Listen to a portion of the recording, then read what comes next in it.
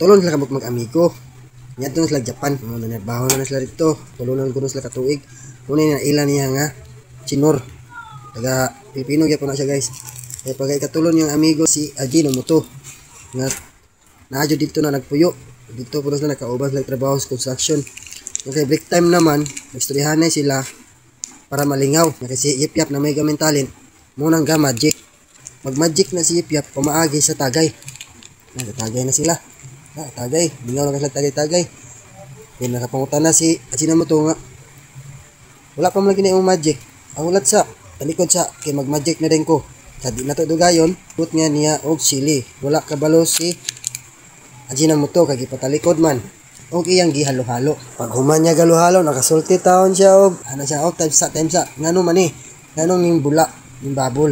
Natural man yun ang mababol ana si Nor. Nalipat ra dai si Ajinomoto kay yanom de tagay dai ron. So mao ni, hitabo karon. Ug nakasulti siya Yaki. Yaki jud kay mong duha.